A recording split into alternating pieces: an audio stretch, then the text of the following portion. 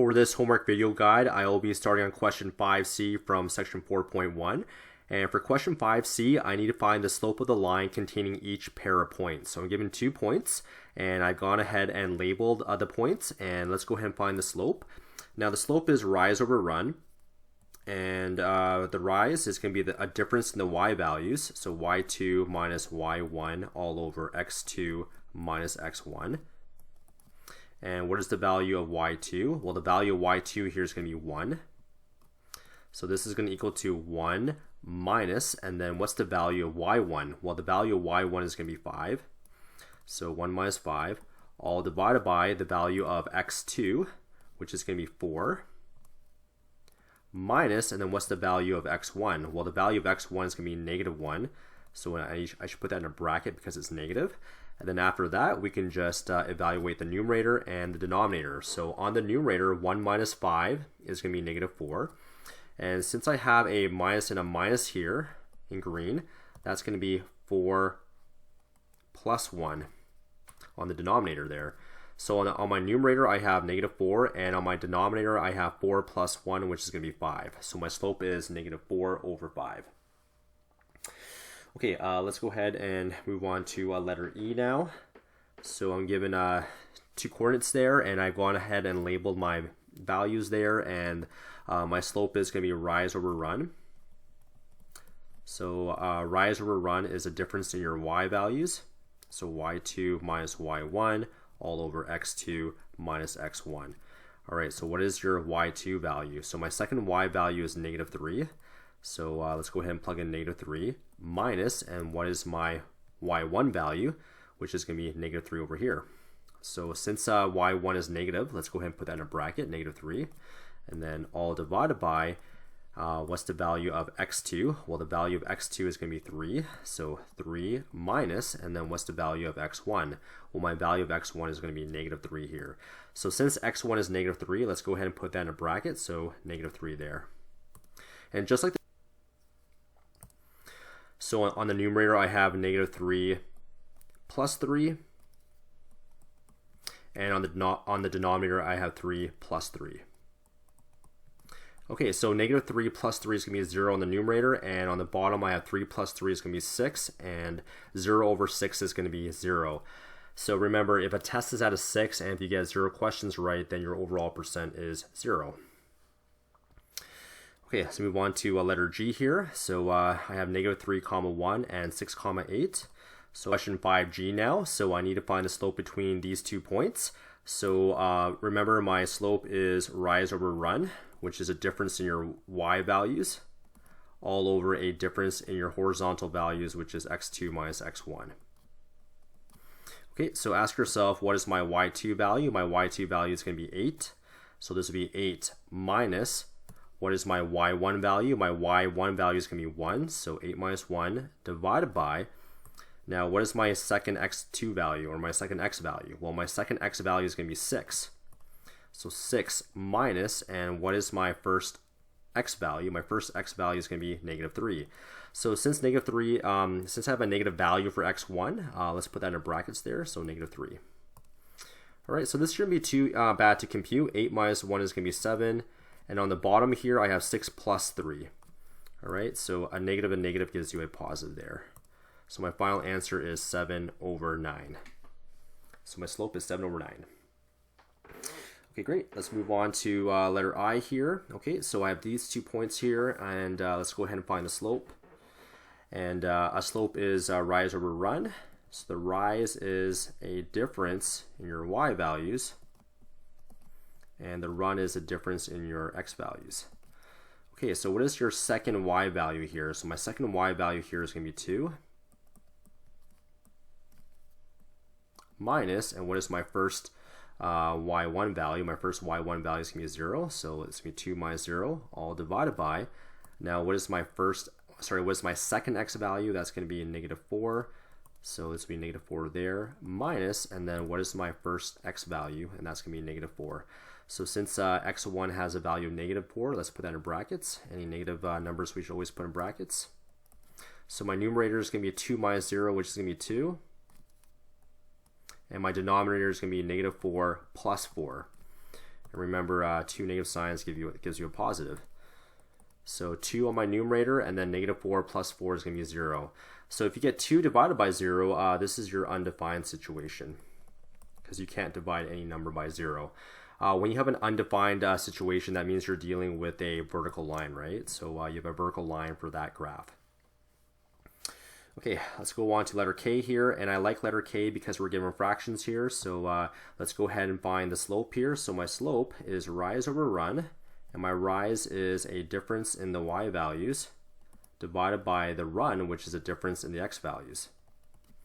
Okay, so my first y2 value, the y2 value is going to be 1 over 5. So 1 over 5 minus, and what is my y1 value? My y1 value is 1 over 3, so this will be 1 over 3, all divided by, my x2 value here is going to be 1/3, so 1/3,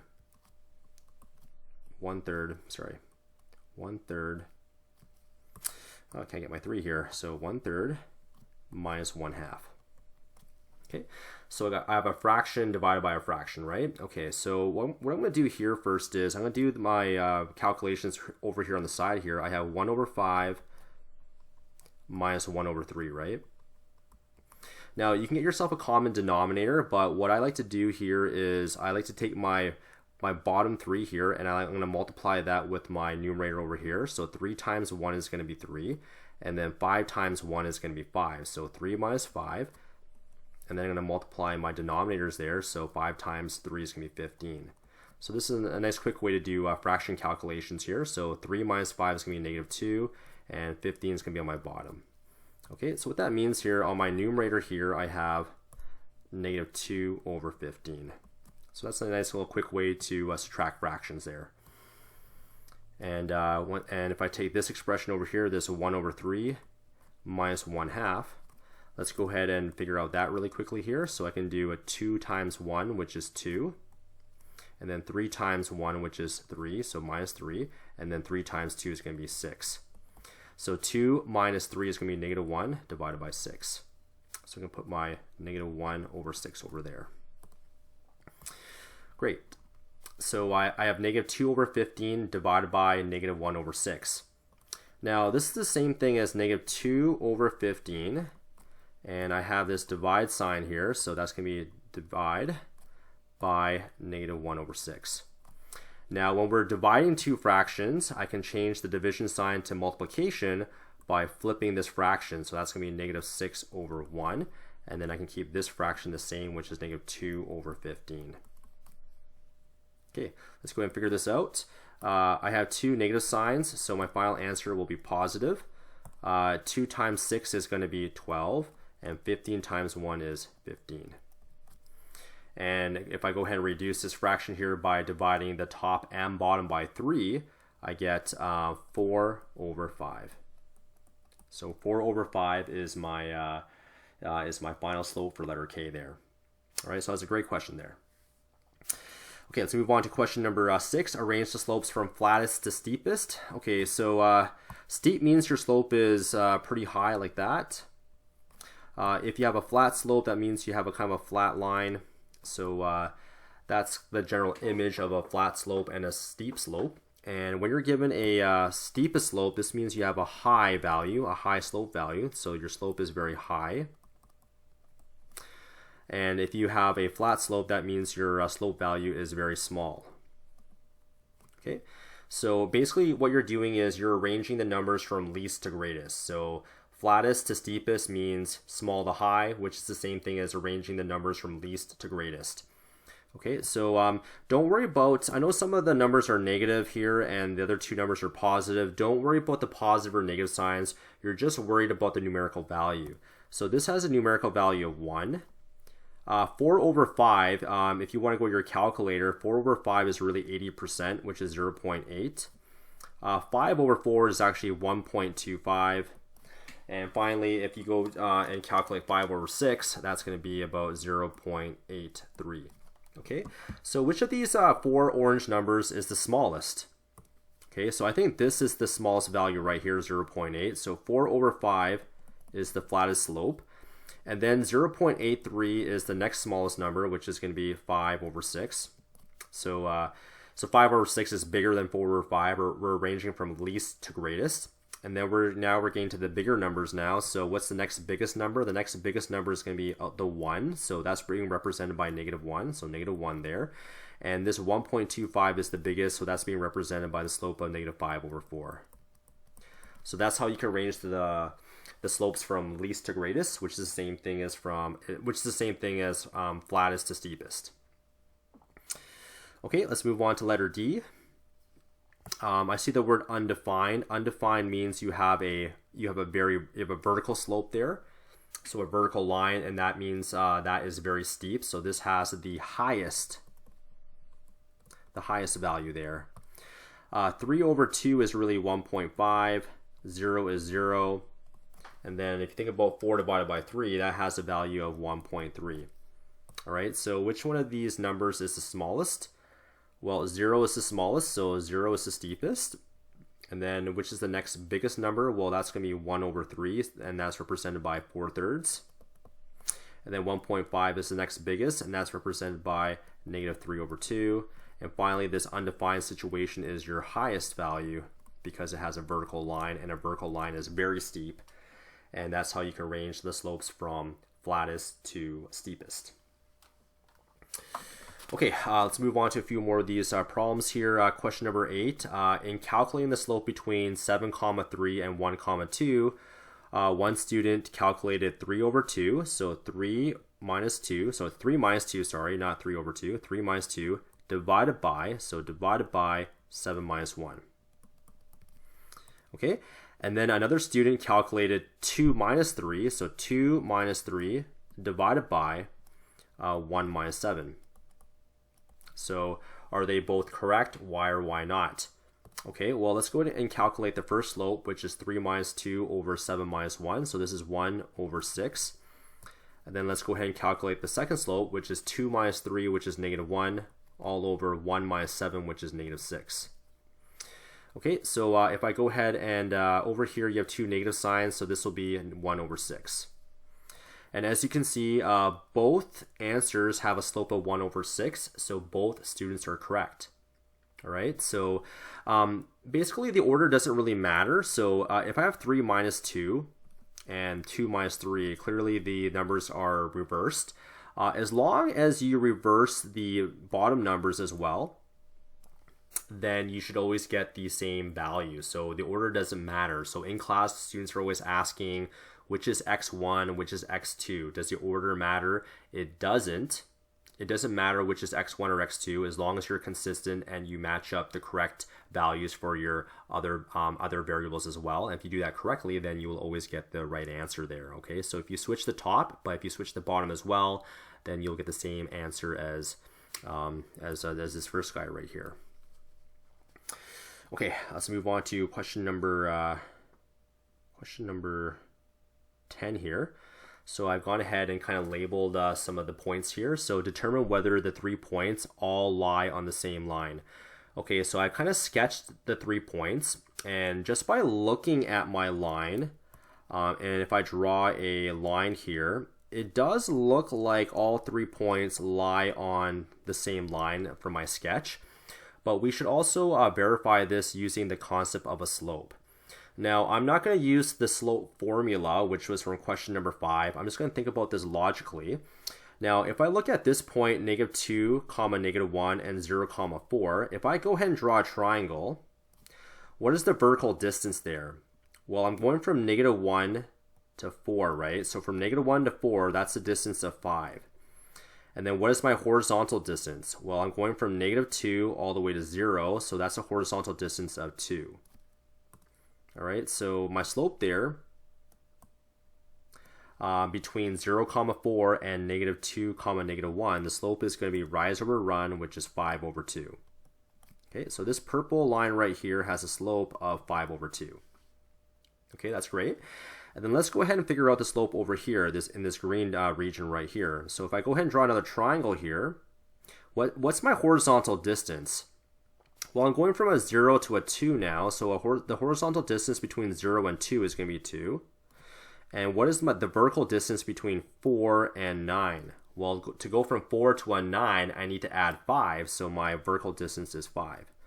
And as you can see, the slope over here in that green region is going to be rise over run, which is 5 over 2. So since both slopes are the same, I can now verify that all 3 points lie on the same line. So that's a very nice concept of slope to determine if the points are on the same line or not. All right, so I kind of did my slope by drawing a triangle, or feel free to use the slope formula. Both of them should give you 5 over 2. Okay, and finally, we're moving on to question number 11 here.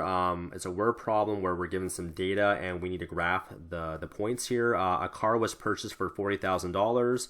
Then over a 4-year period, the value of the car is going down. All right, so at the beginning, the car was worth $40,000, and after 4 years, is now worth $20,000, which is about 50% of the original value. Okay, so how do I graph this then? Okay, so 0, 40,000 is going to be, let's just say this is going to be 10,000. This is going to be 20,000. This is going to be 30,000. And this is going to be 40,000. All right, so in my first year, which is going to be 0, and then 1, 2, 3, and 4. So my first year, the car is worth $40,000. So that's kind of like your starting point or your y-intercept. And after in year 4, the car is now worth $20,000, which is this point right here. Okay. And then let's go ahead and get all the in-between points here. So in year 1, it's going to be $32,000. So year 1, maybe about here in green, that's about $32,000. In year 2, I'm at $27,000, so maybe around there. And in year 3, I'm at $23,000, which is about there, right? Okay, so there's my points there, and I know I didn't draw this correctly, but it's supposed to match a straight line there, okay? So there's a rough sketch of the data there for part A. And for part B, what is the slope of the line segment from year 0 to year 1? Okay. Okay, so from year 0 to year 1. Okay, so you can definitely use the formula if you want, which is exactly what I'll do to kind of finish off this problem here. From year 0, the point is 0, 40,000. That's from year 0. Now in year 1, the point was 1, 32,000. Okay. So if I'm given 2 points, how do I find the slope there? All right, so it's going to be y2 minus y1 over x2 minus x1. It's that formula again, right? So I'll go ahead and use this as my first value, my y2. So 32,000 minus my y1 value, which is here, which is 40,000. So 32,000 minus 40,000, all divided by my x values, which is going to be 1. Minus, and then my first x value is going to be 0, so 1 minus 0. Now if I do this, 32,000 minus 40,000 is going to be negative 8,000, and 1 minus 0 is going to be 1. So my slope there is going to be negative 80,000. Sorry, my slope is negative 8,000. Negative 8,000 there. Okay, so basically that means after 1 year, the value of the car has lost $8,000. That's what it means. Okay, and then we'll do one more here. The next question is the slope from year 1 to year 2. Okay, so for year 1, we know the point is going to be 1, 32,000. And then for year 2, if I go back to my data table here for year 2, the car has a value of 27,000 for year 2. Okay, so $27,000. Okay. And then we just find the point between those two coordinates, right? So I do 27,000 minus 32,000 all over my first y value, my second x value, which is 2, minus my first x value, which is 1. Now 2 minus 1 is going to be 1, and 27,000 minus 32,000 is going to be negative 5,000. Okay, so what that means is the slope is negative $5,000. So that means from year 1 to year 2, the car has lost $5,000 of its value. Okay, so that concludes this homework video guide.